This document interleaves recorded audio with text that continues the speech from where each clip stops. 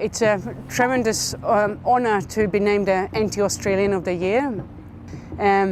It gives me a great opportunity to take my messages to Canberra on Australia Day and to put rheumatic fever and rheumatic heart disease in the history books. The medical problem has long been solved. What we need today is political will. It is a public health emergency, what's going on in Australia with rheumatic fever and rheumatic heart disease. Rheumatic heart disease, or RHD, starts in children as a common sore throat and possibly skin sores. And it can end in open heart surgery, heart failure, stroke or premature death. So in 2017 in the Northern Territory, we recorded the world's highest rates of rheumatic fever ever in history, in Australia or overseas. Well, my uncle, he died from rheumatic heart disease, and my other uncle died from it too, and my mum and my cousin sister. Today, anywhere you look in the world, the best marker for social disadvantage is rheumatic heart disease. So the rheumatic heart disease rates or prevalence correlates very closely to social disadvantage and poverty. And the fact that Indigenous Australians have the world's highest rate of acute rheumatic fever and rheumatic heart disease, it makes me ashamed.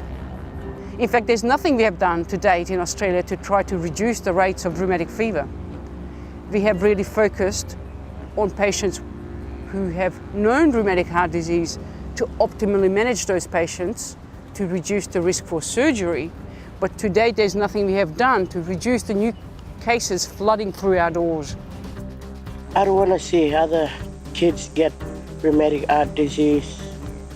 If you look at the Closing the Gap figures today, children who are born in 2017, so children born today, they're still expected to die 16 years earlier than non-Indigenous people in the Northern Territory. So we've got a long way to go, and that's certainly at this stage a gap is not closing, because the improvements in the non-Indigenous communities are faster than those in the Indigenous communities. And there is no way one can close the gap on education and employment when children, by the time they start school, they have heart disease, eye disease, ear disease. And until we address on what physical state children are when they start school, so they're able to learn and contribute positively to our society, until we address that very important factor, we're never going to achieve equity. By tackling rheumatic heart disease, the benefits will go way beyond one specific disease. The root cause of a lot of illnesses in childhood comes back to hygiene, education, housing.